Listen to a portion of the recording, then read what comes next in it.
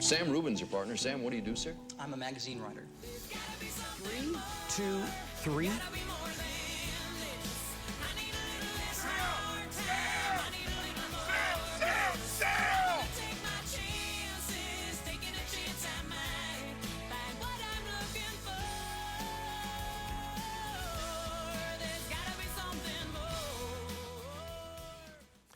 Welcome to the KTLA 5 News at Noon. I'm Glenn Walker. And I'm Lou Parker. We continue to celebrate the life of our friend Sam Rubin.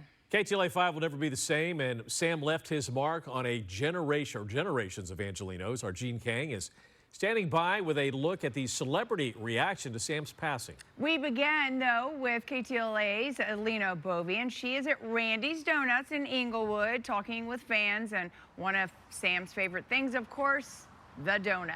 Hi, Lena. Hi there, guys. Yeah, no secret that Sam Rubin certainly loved his sweets. And, you know, the folks here at Randy's Donuts, they wanted to spread the love and also make a little tribute box here. We're calling this the Sam Spread this afternoon rather. And people are coming by, they're grabbing a donut, they're sharing their favorite Sam memory with us. This is Cecilia. Cecilia, you work down the street. You saw us on this morning and you said, I have to go down. I want to share my Sam story. So we'd love to hear it. I grew up watching Sam. He was always on TV. And I always get excited to hear what he had to talk about, because the way he would talk about news, it just got me excited because I'm such a big entertainment fan. And whenever there was a red carpet, I'd always make sure to get home to watch it because I always loved seeing how he interviewed all the celebrities. So he's really going to be missed. You know, he's an LA legend. He is an icon, absolutely. And you were saying you actually, you met him in person one time. Yeah, I was watching a Joy Coy perform at Hermosa Beach Club, and he came in late, and he sat like pretty close to us, and then Joe Coy just made fun of him so bad, but Sam had that amazing laugh, and he just took it in stride. I mean, that was my Sam moment. That's what we loved about Sam, the fact that he had this self-deprecating humor. He took his job very seriously, but he never really took himself seriously. And I think that's what made him so lovable and so relatable. Guys, would you come on over this way? I know that you two are also Sam Rubin fans.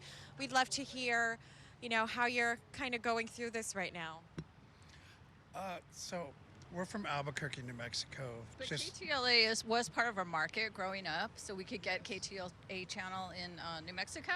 But I always remember Sam from the morning show, and I remember a really great interview when the Matrix films were out, and he was talking to Lawrence Fishburne about the Morpheus role, but he made a mistake in thinking that he was the one for this Super Bowl promotion or whatever, but it wasn't him. So that was kind of humorous, and he was very graceful the way that he carried that through. And we just remember kind of growing up back then in the 90s and seeing KTLA in an off market from California. But we love LA and we love KTLA, and we'll miss Sam for sure.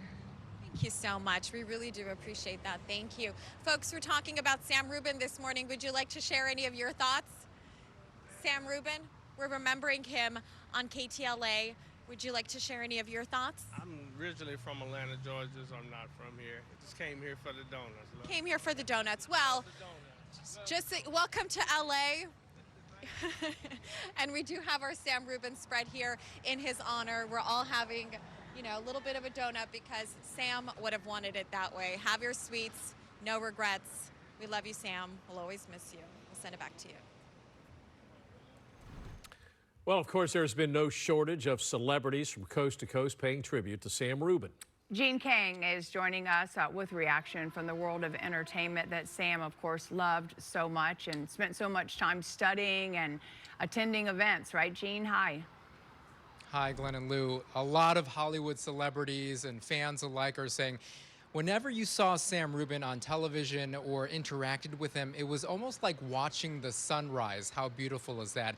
So it's very difficult for all of us, the KTLA family, to deal with this. However, there's no way that you can think about our Sammy without thinking about Hollywood. I'm not a coffee drinker at all. I've done morning TV since the beginning of time. Without coffee, where's your energy? The eye of Channel 5, KTLA!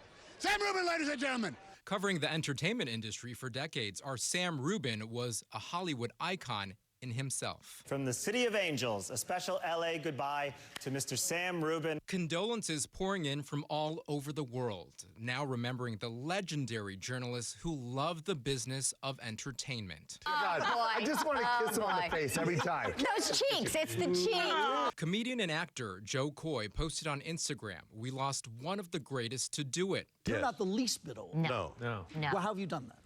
I'm just working hard and loving. And legendary actor William Shatner saying that Sammy was a dear, sweet man.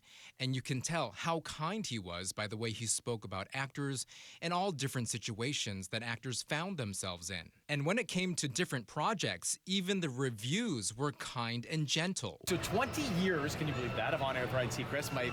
Obviously my career I owe to you. Ryan Seacrest giving credit to Sam Rubin for helping launch his huge career. He remembers filling in when Sam was on vacation, adding how Sam's charm, fun spirit, and professionalism always made a huge impression on him. Welcome back. And Sam Rubin was considered a part of the Today Show family in Australia. Porter and much loved member of our Today Show family, Sam Rubin, has died. The British television network ITV show this morning paid tribute to Sammy, who often appeared on the program across the world, bringing viewers the latest news directly from Hollywood. Anything you wanted to know about Hollywood, he could certainly tell you. And, we're great pals. I was so lucky that when I joined KTLA myself, we worked together for 6 years. But you'll talk to a lot of people who, and I do this, I'm guilty of this too, who after a certain age will lie about their age. And I get it. Listen. Viola Davis, award-winning actress, writes, "Rest in peace, Sam. Your professionalism was unmatched by your kindness and humanity. I will miss your presence on the red carpet. God bless your loved ones. Godspeed." And here at KTLA with our family, we lovingly called him Sammy, and he absolutely loved what he did in the entertainment world.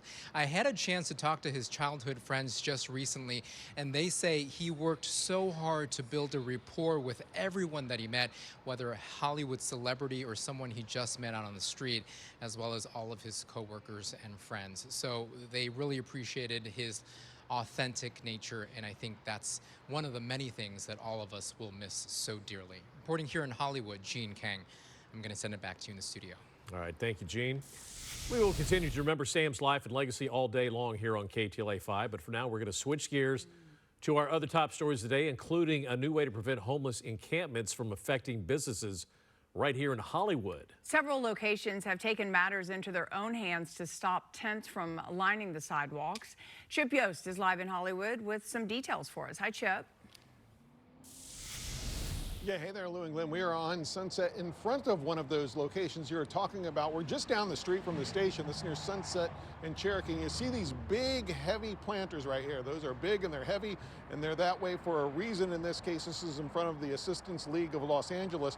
They've put these big planters out here to try to prevent what you see just beyond those planters. You see all those tents from a homeless encampment here on the corner. They're trying to prevent the encampment from moving in front of this office. This is a nonprofit that helps homeless children and low-income children, and they don't want their clients to have to walk through the encampment to get in their offices, and they're not the only ones.